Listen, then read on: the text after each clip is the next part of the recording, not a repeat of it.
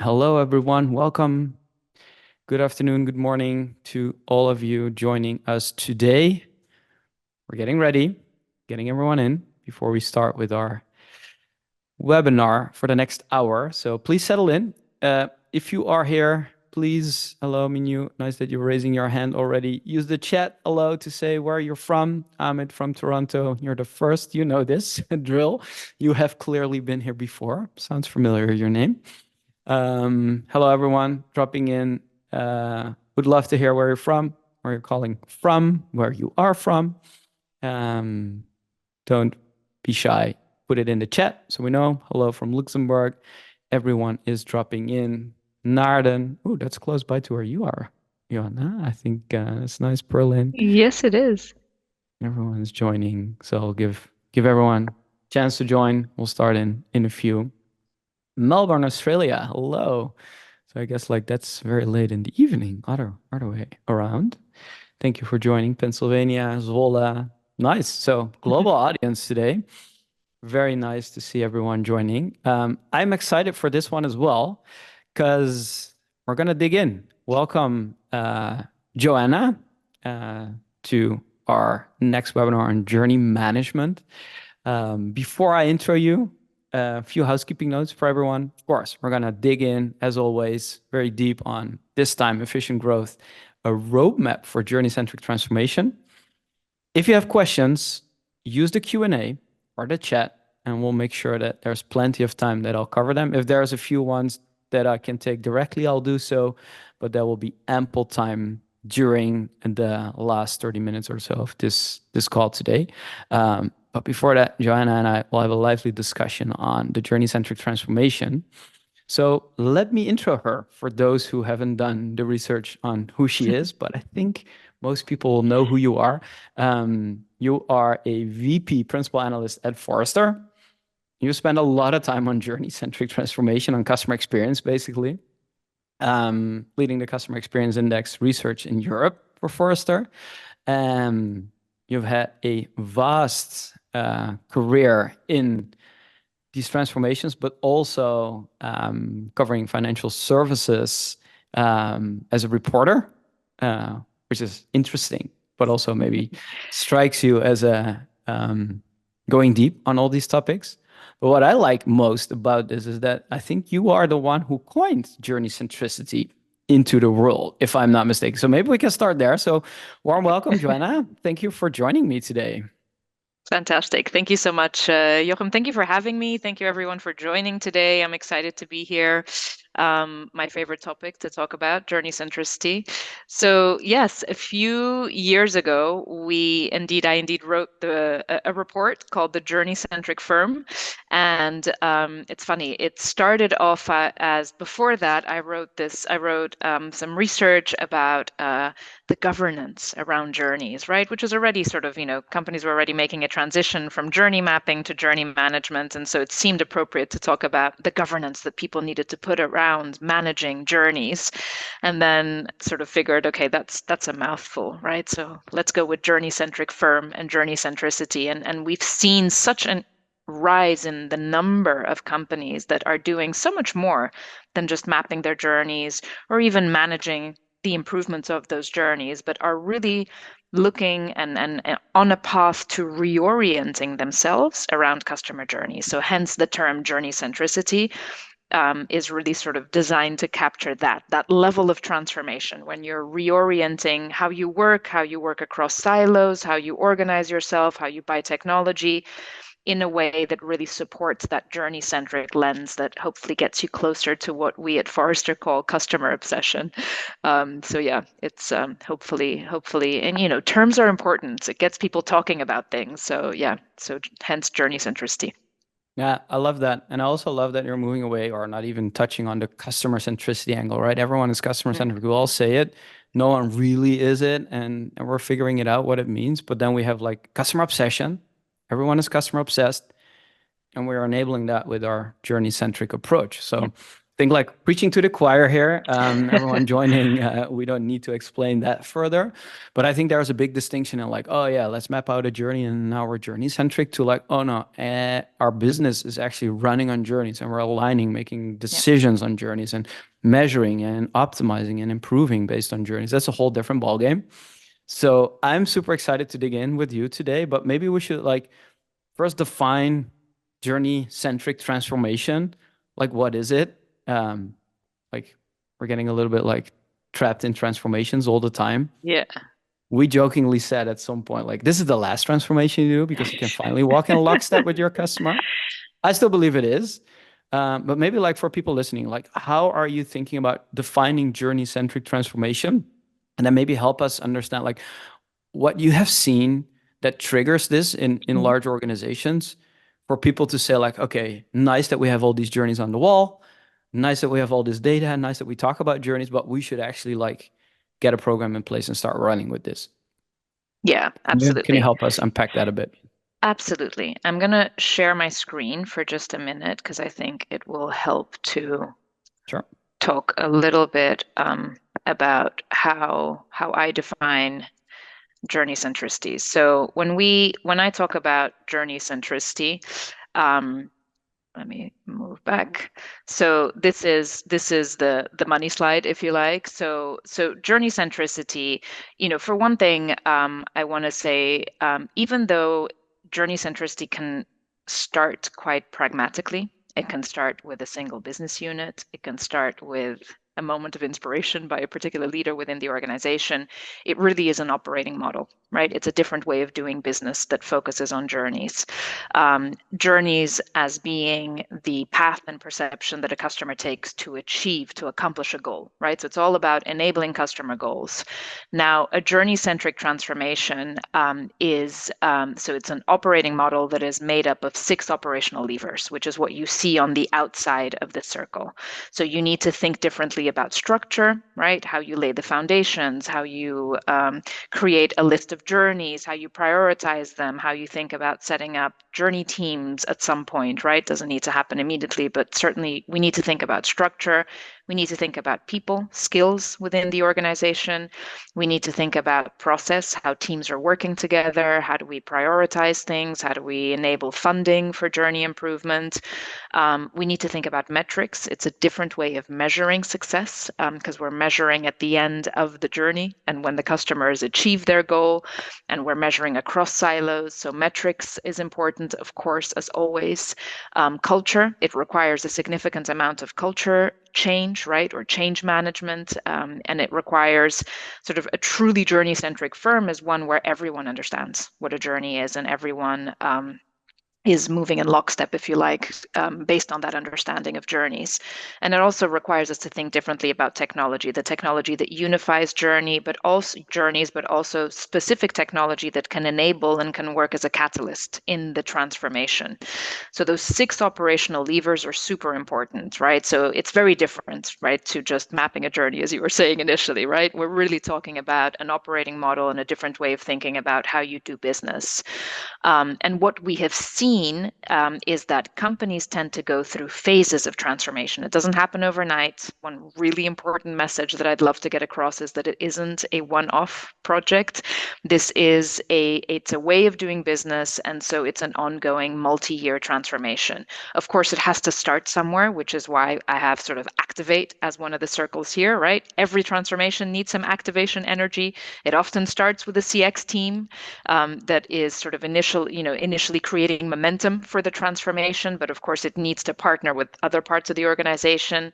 And then it goes through sort of 2 further stages to connect, right? So we start to connect with more silos, more stakeholders, deeper layers in the organization, and then we start to extend even further into the ecosystem partners, but also technology becomes an even more important element in this. So companies go through phases of transformation. Not everyone moves through them neatly. Not everyone moves through them at the same pace. Sometimes companies have really advanced on some levers like structure, but they've forgotten others and sort of created certain imbalances. And so it really is about moving these levers in concert and across phases of transformation and creating a roadmap for transformation, right? So like with any transformation, it's something that needs a roadmap, and we need to understand how we move through these sort of concentric circles, if you like, of transformation, so that until we really embed this as a way of working in the organization. So a bit of a long-winded Nice. answer to your question, but that's what journey centricity is. I love that. And I think like in the beginning, you also struck one of the most important triggers. I don't know if this is also how you would define this as a trigger, but nice. I think everyone who loves journeys and uses them in their work will be easy. Like, okay, yeah, sure, let's build on that, which can be like a bottom-up approach.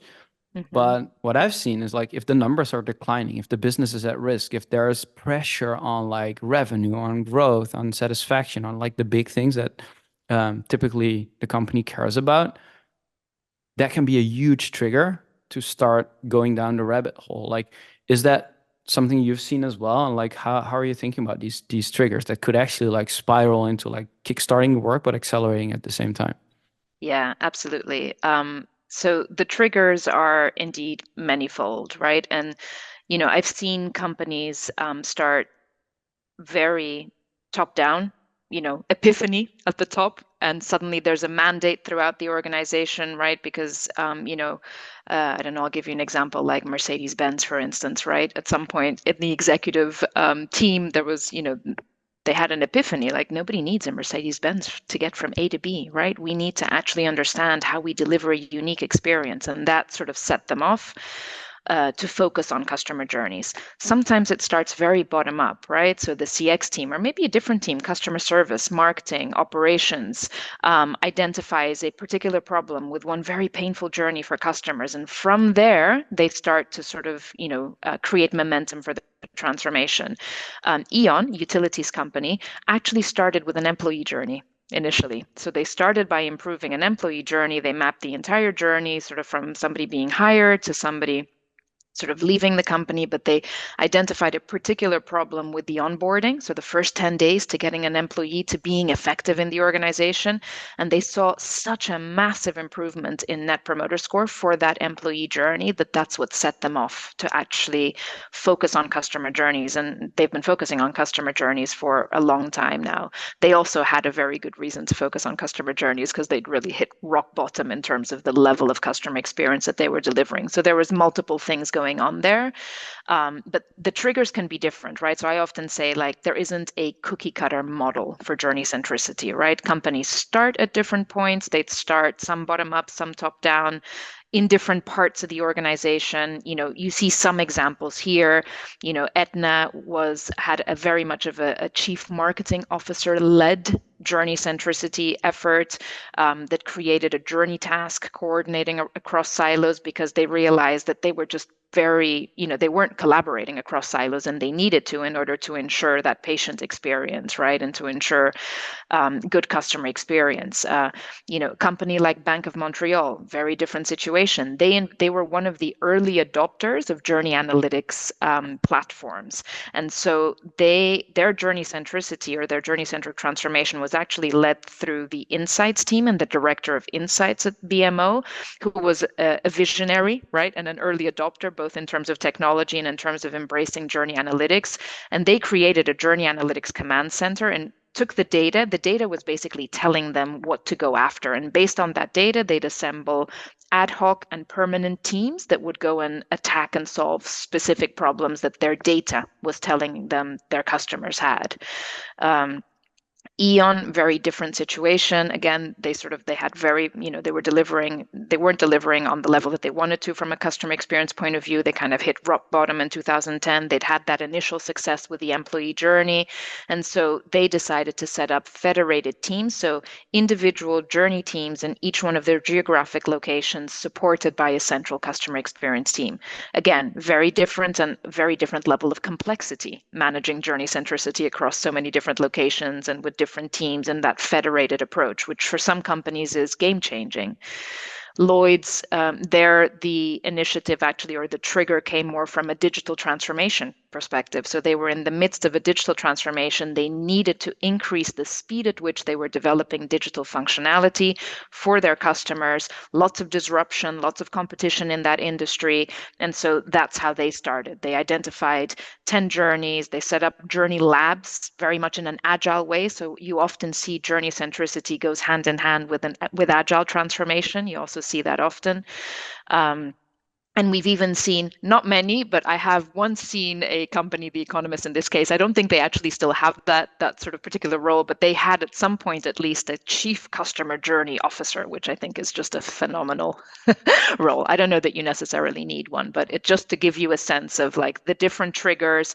Sometimes the triggers can also, they can be internal, they can be external factors. We've seen regulatory changes also sometimes be the trigger for a big change and a focus, right? And a need to focus on the customer journey. Sometimes it's market trends, it's disruption, it's sometimes churn, right? So things, competition. So the triggers can be pretty diverse, and also where it starts, where it's driven from, the model itself can be quite different. But of course, many roads leading to Rome, right? At the end of the day, these are all companies that do embrace journey centricity in a big way. If we there's so many angles we can go through right now, but let me pull this thread a little bit further. Like Ron P also asks, and this is an important one: is it like it's bottom up versus top down? The examples you give all sound like they're kind of top down-ish, right? There's commitment from leadership.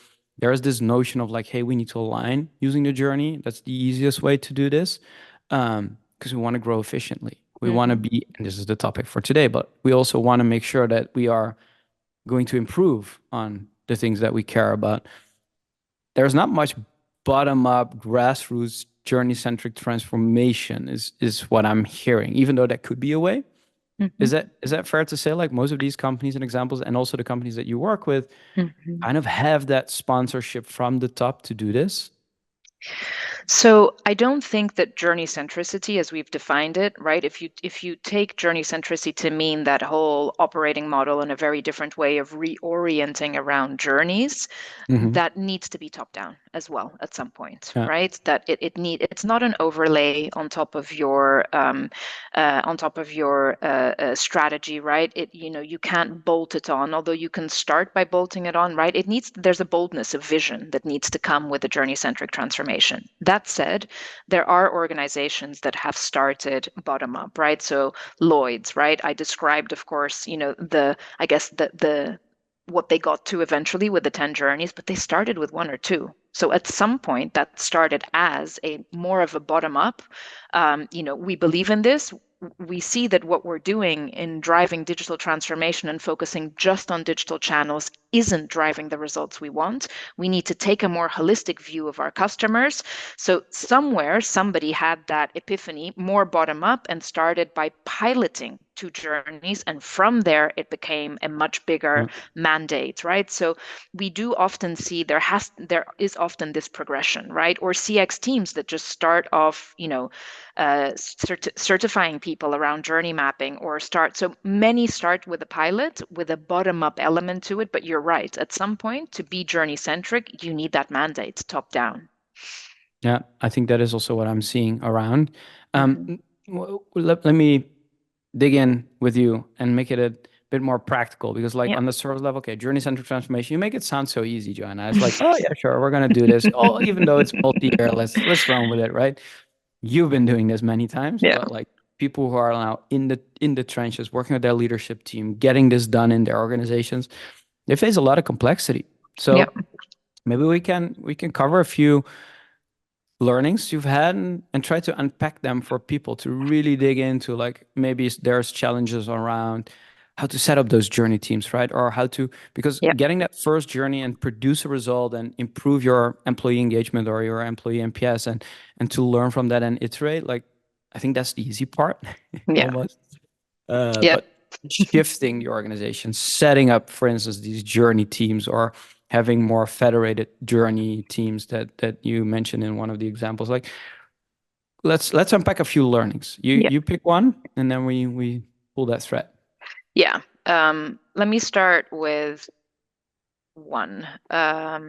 So I see a lot of companies agonizing over the structure, for instance, right? So they spend a lot of time thinking about where do we put the team and where do they report to and how big is the team and who do we hire and can we? And so a lot of time and a lot of energy expended on trying to get to the perfect organogram, right, and the perfect structure.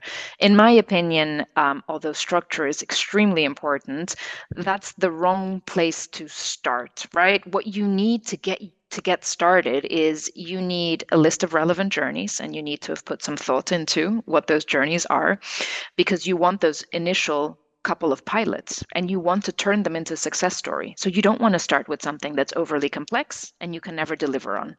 You don't want to start with something that you have no existing metrics on, because how are you going to turn that into a success story?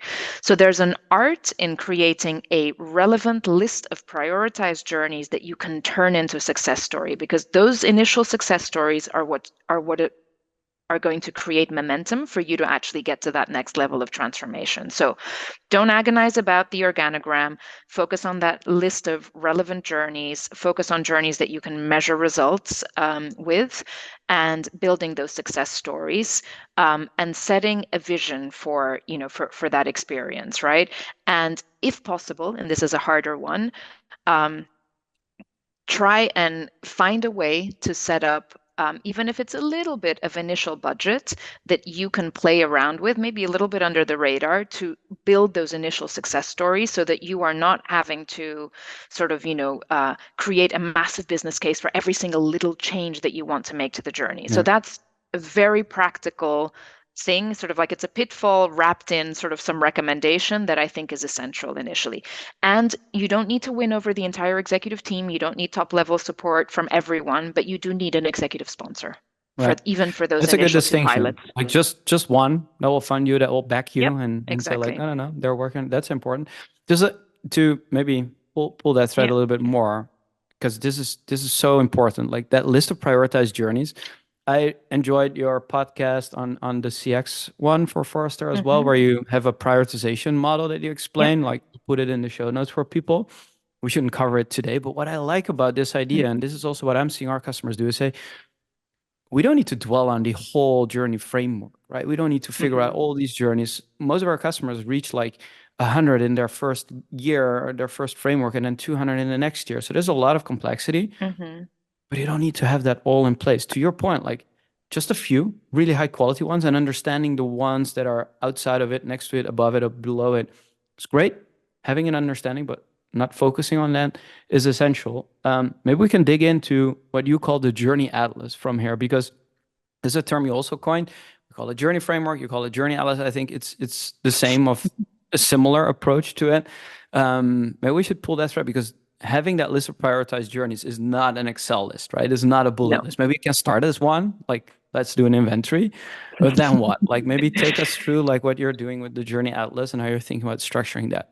Yeah, absolutely. Let me just share an image with you that I think will help to illustrate why I love journey atlases. And I have my colleague Victoria, and I have this sort of running gag that every conversation I have with a client, at some point in the conversation, the word journey atlas or the word journey atlas will come up. She's keeping a tally. I don't think I've had a single call that I haven't raised the term journey atlas in some shape or form. So having a journey atlas is the difference between what you see here, right? I'm sure very comfortable, messy room, right? We've all been here. And the difference between this and suddenly, peace of this incredibly beautifully organized closet, where suddenly I can see the different colors. I can see the relationship and the hierarchy of things in this closet. I can even see patterns, and I can see what's missing, right? I can see kind of how things relate to each other and happen, in parallel, sequentially, pants with shoes, etc. So your journey atlas is kind of like a closet organizer, right? And it's super important. It actually does a lot more than just a closet organizer. But I like this image, right? It's sort of going from there's all these ideas and all these these things to there's some peace and there's some organization here. This is the kind of thing you want to share your parents, right? Like, similarly, Journey Atlas is the kind of thing you want to share with your executives because it tells a story. So let me put sort of like a very two-dimensional picture of a journey atlas. I use it all the time though because it kind of captures a couple of things that are super important about a journey atlas. A journey atlas is that list of relevant journeys that matter to your customers. But there's a few things about a journey atlas that make it such an effective tool for companies that want to take a more strategic approach to improving journeys, right? So it's kind of a combination, a blend between a customer lifecycle and journeys, right? Customer journey. So along the top, you see the stages in the customer lifecycle, which is often more of a marketing kind of tool that we use, right? Most companies have a customer lifecycle and stages within that. And then what you see underneath that are the individual journeys that can span one or more chapters in that customer lifecycle. Those journeys should be articulated in customer terms, right? These are goals that customers are trying to achieve. And immediately, this gives me a bird's eye view, right, of the journeys that matter to my customers, how they're happening sequentially. Some of them are happening in parallel and therefore could impact each other. One of the things that Bank of Montreal, which was one of the examples I gave earlier, realized when they looked at their data was that when a customer applies for a mortgage with BMO, if they have a bad experience with a password reset journey at the same time that they're applying for their mortgage, they're 4 times less likely to complete that mortgage journey, their most profitable journey. Now, I can immediately, right, see that there are in my journey atlas that there are journeys that are modular that impact multiple journeys, right? So it's really helpful to get that holistic bird's eye view of the journeys. But this very simple journey atlas, this is not the best journey atlas in the world, but it's just a very simple image also tells me, potentially what are the high impact journeys, which journeys have been completed, which journeys are still to be mapped, right? Or this could also reflect which journeys I have data on, which journeys I don't have data on.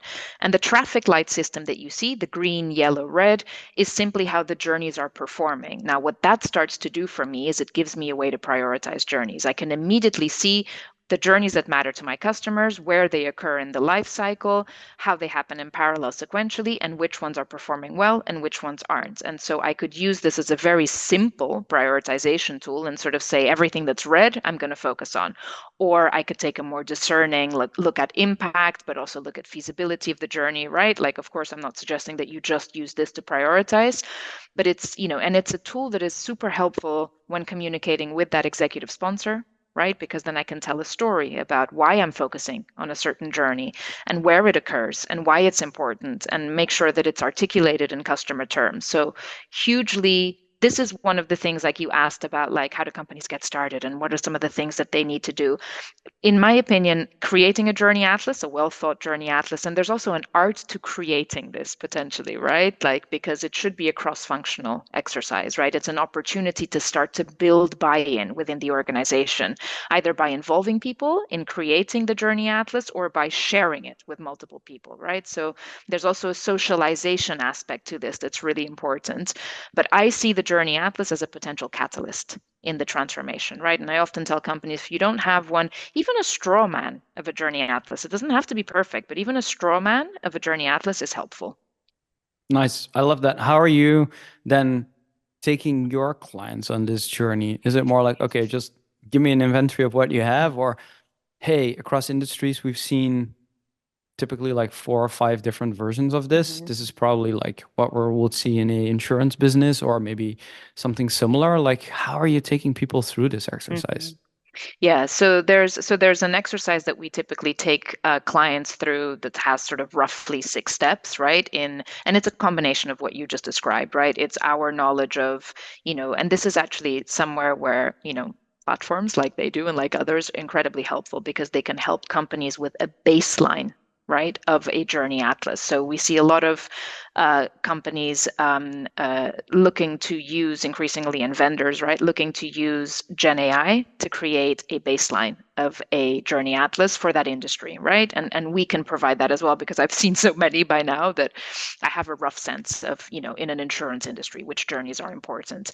But then it's also an exercise in looking at what are the tasks, what are the goals. Maybe we go through contact center, sort of contact reasons, or maybe we go through questions that people are asking in VOC. So we do an aggregation of data and tasks, and we sort of build the model or build the journey atlas bottom up, right? Starting with those tasks, clustering them, then plotting them on the journey atlas in the right place, and then sort of building more and more information onto the journey atlas to start using it as a decision making tool, because it's not supposed to be just a pretty picture, even though it is a pretty picture.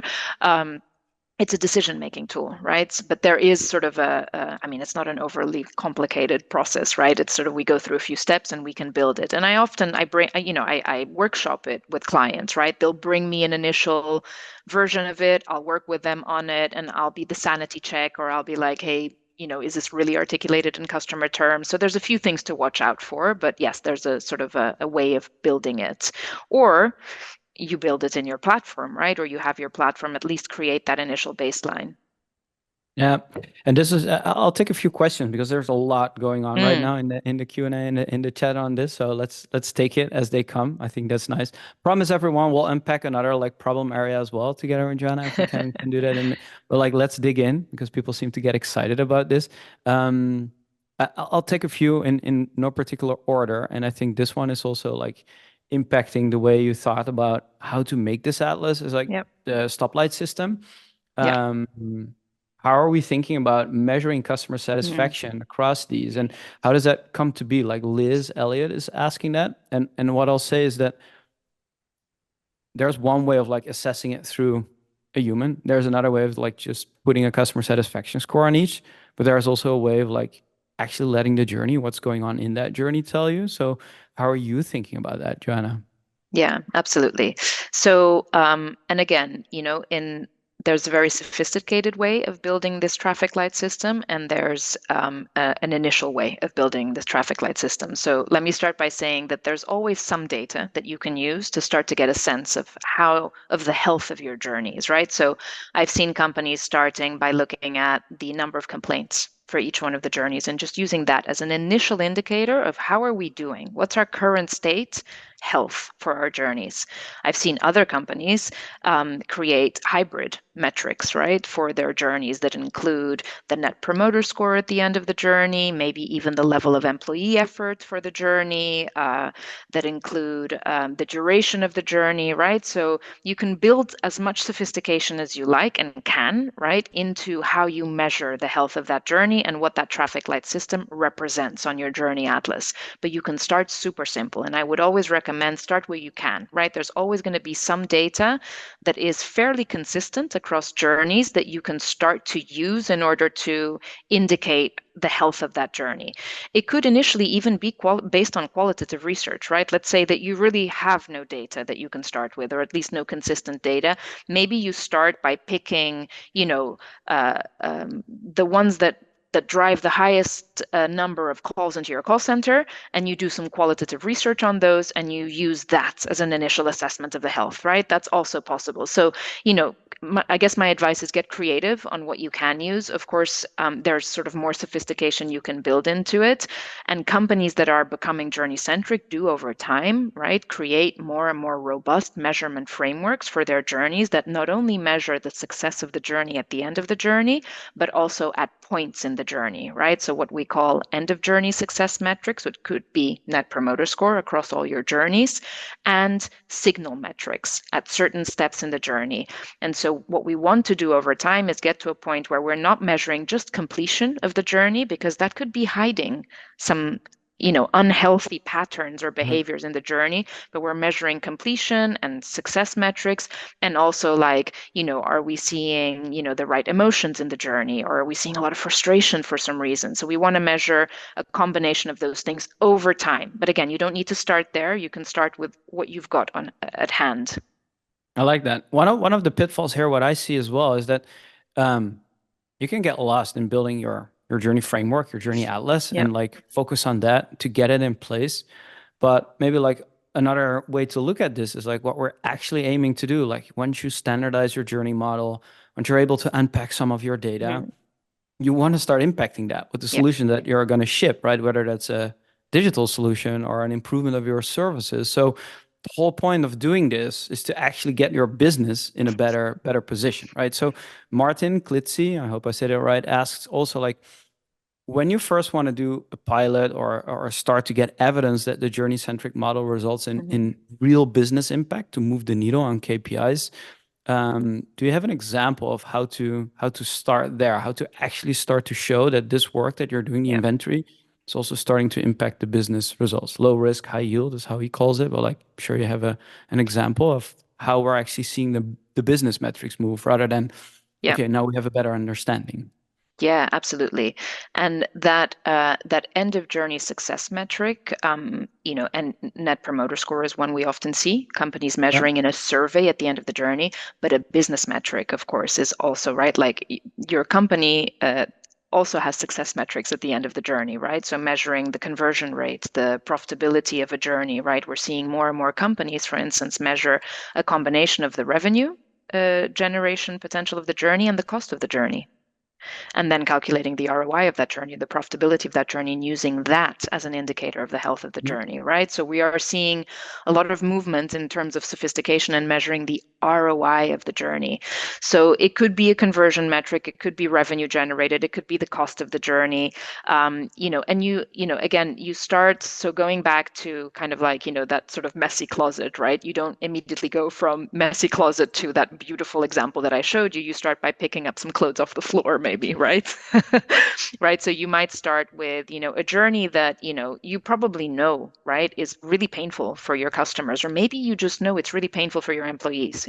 It's driving a ton of rework, right? And a lot of frustration. And you start there, and you start by measuring the cost of that journey by pricing what the rework in that journey, for instance, represents, right? Or sort of like, and again, you don't have to do a completely scientific measurement of the cost of the journey from beginning to end, but if you can cost a couple of steps, problematic steps in the journey, and demonstrate that you have reduced those pain points for employees and the cost of that journey, that's a no-brainer, right? That's money that you save that you can use to fund the next level of improvement you make in that journey, right? So focusing on things like journey cost, like employee experience improvements, time saved for somebody. For instance, like if I take Lloyd's as an example, they measured the percentage of time that they saved for employees in their call center, right? Customer-facing employees, by allowing customers to solve simple problems by themselves, right? So percentage of time for value added to answer more complex questions, right? So those are all ways in which we can start to measure not just is this a better experience for customers, but is this driving business results, cost and revenue and risk as well, right? So business resilience is another one that a lot of companies also focus on. Yeah. By the way, like calculating the revenue and the cost of a journey is already like an important Yeah. thing to do, but maybe hard in the beginning. So I think Mm. Roger Chapon is asking like what success metrics are best to start with.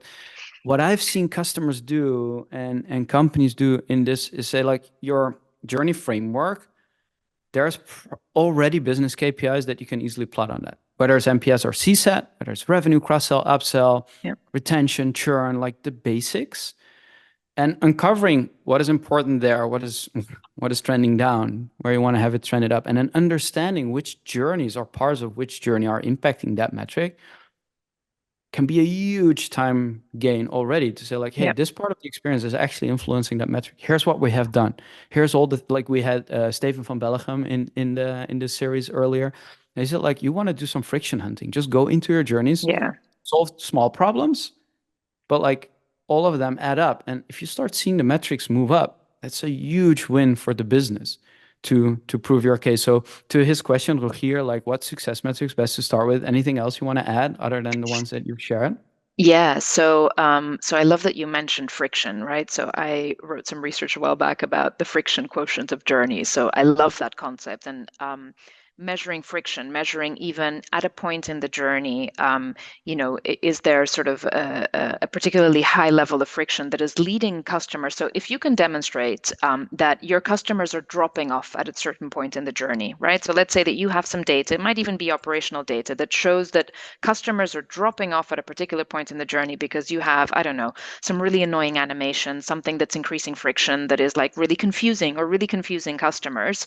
If you can solve for that one point in the journey and demonstrate that you've reduced the amount of drop off that customers have at that point by a significant percentage, that's massive, right? So I've seen companies create sort of mini business cases with all sorts of things, right? Bugs that have been improved in journeys that were impacting. If you can tell that there's a particular bug or confusing message or point of friction in the journey that is impacting 75% of your customers, and that actually leads to a however much percentage increase in completion of that journey, like that's a story your executives are going to be pretty happy to hear, right? So there's all sorts of ways in which we can build those business cases. Calls onto the call center. That's one that I often see because there's a very specific cost to somebody calling a call center and speaking to an agent, right? So if you are able, like I'm thinking back to a financial services example from a while back, right? Somebody had made a deposit and it wasn't immediately visible that you'd made that deposit. And there was a very confusing message that customers were getting. So people were actually successfully making a deposit and within seconds calling the call center. Not hundreds, but like thousands of customers doing this because the message was so confusing, people needed the extra reassurance. So they changed the message. That's all they did. They changed the message, made it less confusing.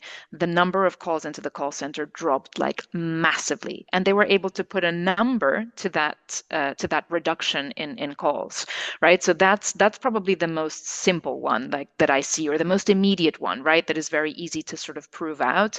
But removing friction, right? If you can't improve the entire journey, focus on one step in the journey, improve that, and measure either the reduction in drop off or the increase in compliments. That's another one, right? Like, reduction in complaints, increase in compliments. So there's so many ways in which we can tell that story.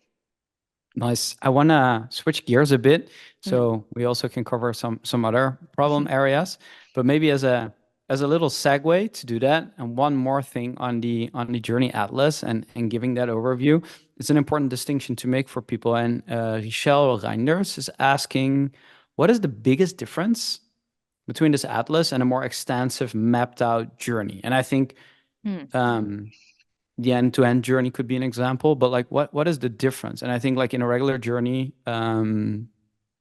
you also work through these stages and give a label to how customers feel at these stages, which can Yeah. be your stoplight systems or how we approach it in data is like an aggregated of the experience.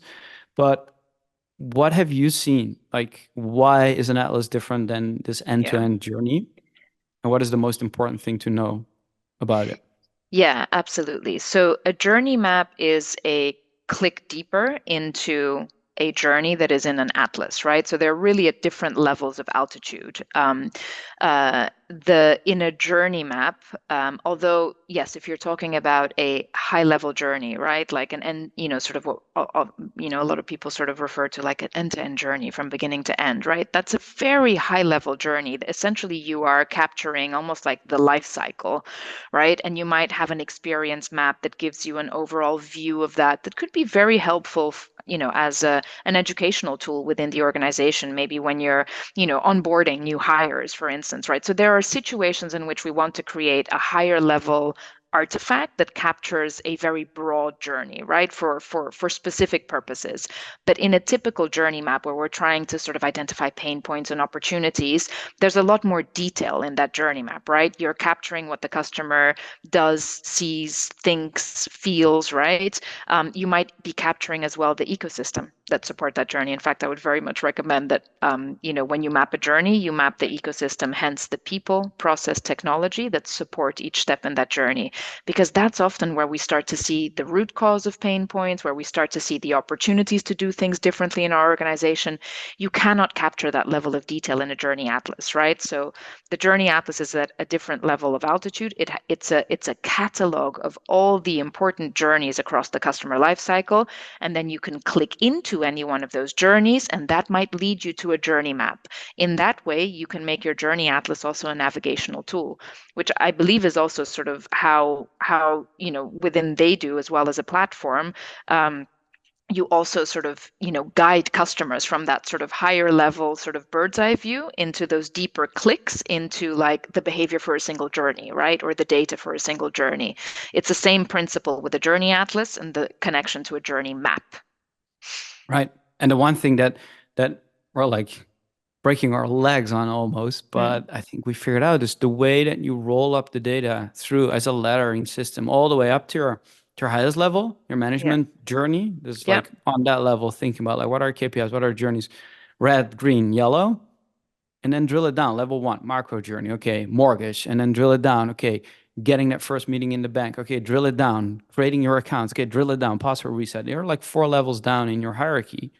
But that thing, that password management journey that you talked about impacts all of it. If it Yeah. doesn't work, has a bubbling up effect. Okay, Yeah. switching gears, promise everyone to go to the next level, but I'll take a question to get us there because I think like we touched on this idea of organizing catalog in your closet, Yeah. but also being able to zoom in and out. It's alive, bringing that to life with your journey framework or your journey atlas. But there is the big question, like responsibilities. Yeah. Getting that executive sponsor, I think that is something we all Mhm. know is important and we can get. But the differentiating responsibilities between a journey manager versus a product manager for executives that are just learning about journey management, what is the Mhm. best way to split those responsibilities while Mm. they have other parts of their job? I think Alex Maya, I hope I say it right, is asking this like, what is the best way to differentiate responsibilities? Or maybe you want to take this into a more broader topic of like who does what in the early stages Yeah. and to work towards journey teams. What have you seen? Yeah, absolutely. So in the beginning, in that activate phase, we often see that the customer experience team or whoever is driving customer experience in your organization is doing more of the heavy lifting, right? So over time, there is a changing role of the CX team, right? So but I'll park that for just a minute. What we typically see is that that executive sponsor, there has to be ownership for journeys, right? Super important. Where's the accountability? Where's the ownership? So we often see that organizations have journey owners. That is not somebody who is in the weeds and doing the day-to-day work of improving the journey. That is typically a more senior person. That could be your executive sponsor, that is the owner of the journey. You could even have different journey owners in a very large market, for instance, for the different stages in your life cycle, for instance, right? Of course, it's important that they're talking to each other because what you don't want to do is to create journey teams that become a new silo in your organization. So the governance and the talking across those owners is really important. So journey owner is typically somebody who leads the business, has P&L responsibilities very high up, that owns the journey. Their role is typically to clear the way for the journey team to be successful, to make important decisions around prioritization and funding, right? So that's a really important role, whether you assign it to multiple people, a single person, that's an important one. Then you often have, you need somebody, whatever you call the role, often it's called a journey manager. You need somebody who actually manages the journey, that gets the team together, that helps that team work cross-functionally, that owns often, not that necessarily all of the delivery of the roadmap of initiatives for that journey, but certainly the coordination. So skills there that are really important. That's typically somebody who has some gravitas within the organization, right? That has project management skills, that has, good rapport across stakeholders, is good at stakeholder management. So that's a journey manager. Again, depending on the complexity of the business, that could be a single person, that could be multiple people, that could be, for many companies, Eon, many others, over time, they created full-time, more professionalized journey roles. But initially, these were volunteers, these were task forces, these were people who half their job was managing the journey, right? And over time, they made that a more permanent role. So, we need to be pragmatic, so I'm often more focused and more concerned about the actual things that need to happen, right? So somebody needs to own the journey in the sense of prioritization and funding and making those sort of more strategic decisions. And somebody needs to own the roadmap, right? The action that's being driven from the journey map, because we're not here to create beautiful artifacts, we're here to drive action, right? So somebody's got to own the herding of the cats and also the delivery of the roadmap, the measuring and the tracking of the metrics, reporting back to an executive team, to that executive owner, the journey owner, in order to recalibrate maybe. And then there's other roles that I've seen pop up in organizations, like a journey designer. That's maybe somebody who has more of a design thinking skill set, a journey mapping facilitation skill set that is really more focused on maybe looking at, how does emerging technology affect the journey? How do we design this journey? How do we remove friction out of the journey, right? Slightly different skill sets. Sometimes it's rolled into one with a journey manager, but that type of role exists as well in some organizations, and a data scientist that might do more of the crunchier sort of analytics and measurement framework. That sometimes is a separate role in a journey team. Sometimes that is a role that actually belongs in the central CX team, right? So I see some companies have a center of excellence where maybe the data scientists are sort of collected that support multiple journeys, or the journey designers, and then they have a journey owner and a journey manager closer to the business, closer to whoever needs to deliver and has the biggest vested interest in that journey. So that's sort of how accountability works, sort of in a nutshell, but there's lots of variation on that as well. I've seen companies turn agile teams into journey teams. I've seen companies and there's a successful way of doing that, right? Like, it's not a bad thing to do. It can make a lot of sense. It just need to make sure that they're really truly focusing on journeys, and that they don't get so focused on micro journeys that they lose sense of the macro journey that's contributing to. So there's a way of doing that successfully. I've seen companies also turn product owners into journey managers, for instance, right? Or journey leads, by Right. surrounding them with a cross-functional team. So again, there's a successful way of doing that as well, right? Like, we all understand, like, many companies don't have the luxury of hiring 30 new FTEs to manage journeys, right? So we've got to work within what we've got and make smart decisions. I think that's a very powerful distinction. And also, journey manager or owner, people can like trip over these words and like, I want to own this and I need to own this. The parallel with Agile is actually pretty good, because what Agile actually did well for a lot of organizations, even though many of us disagree, and we got like skilled Agile, which is more like producing feature teams that have no responsibility Yeah, and don't have ownership over what they build. What Agile was so good at, and what I'm seeing now journey-centric organizations adopt, is the rituals that help guide yeah, and facilitate. Because you can't take action from any journey. Here's friction, we're gonna solve it. It's easy, it's within your scope. But if you want to move the big rocks, you need to have prioritization. So what are we prioritizing on? It's based on customer needs, it's on opportunities in our journeys.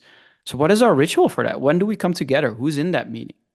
And all of a sudden, you have a facilitator, and you have someone who's coordinating, and you have someone who's actually like distributing the actions.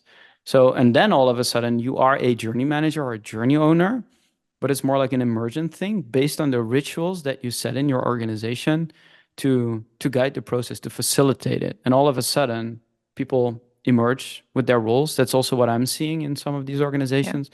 And then they still hold an old title like product manager or director of product or VP of experience. But what they're actually doing is slowly moving into journey management as a way of doing that. How are you seeing these rituals emerge? yeah. And then I'll take a few more questions from the audience. Yeah, yeah, absolutely. So I love that. One of my favorite, and I think rituals are super important. I think two things that I think are really critical. One is understanding the different how the different functions within an organization think, right? Or the different mental models within an organization, and looking for rituals or ways or hacks in which we can help everyone think more in that journey-centric way without necessarily asking them to change everything about the way that they're working. So one of my favorites is, for instance, every agile team, most teams have a backlog, right, of things that they're delivering on. The problem is that a lot of the time, once things go into the backlog, we lose track of what their actual significance is for the customer. Yep. So very simple hack. give a product owner a way of looking at that backlog and color coding it based on, is this a hygiene factor for the customer? Is it a mandatory thing? Otherwise the product like breaks down, or is it or do we think it's going to delight the customer?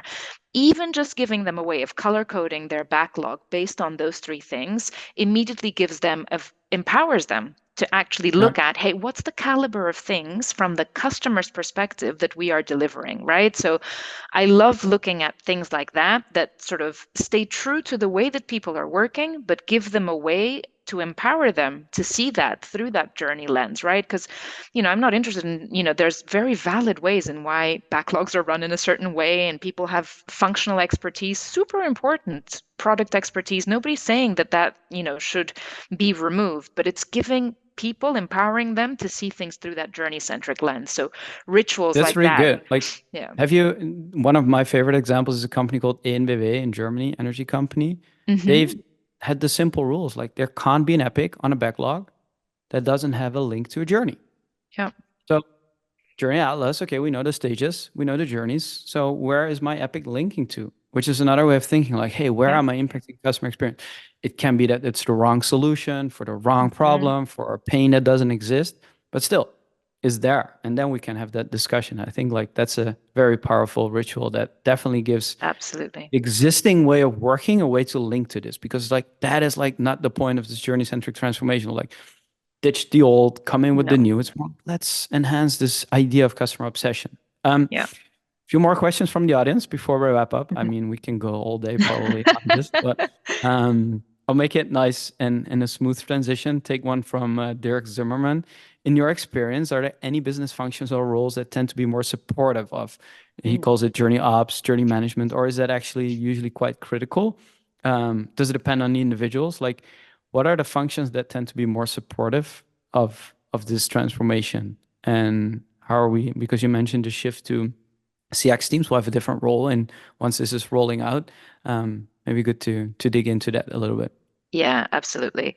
So, I mean, without sort of like, stating the obvious, obviously customer experience teams, but that's an obvious one. But so customer service, obviously, getting them sort of bought in and getting their perspective and their data into sort of the journey, feeding that into the journey.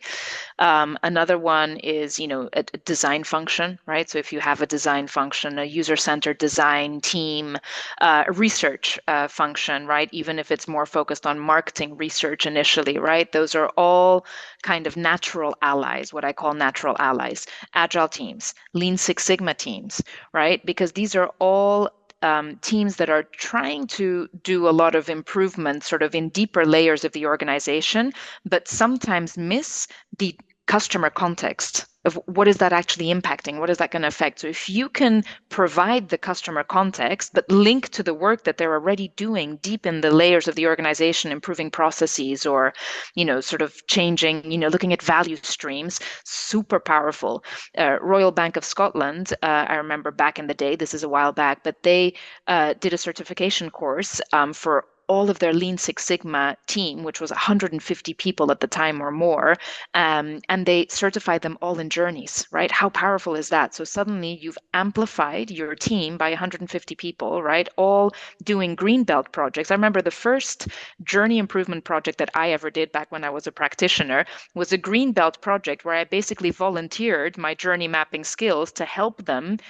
provide the customer context, right? So those are natural allies, in my opinion, in the insights team. But maybe a less obvious one, reach out to your enterprise architects and your technology counterparts.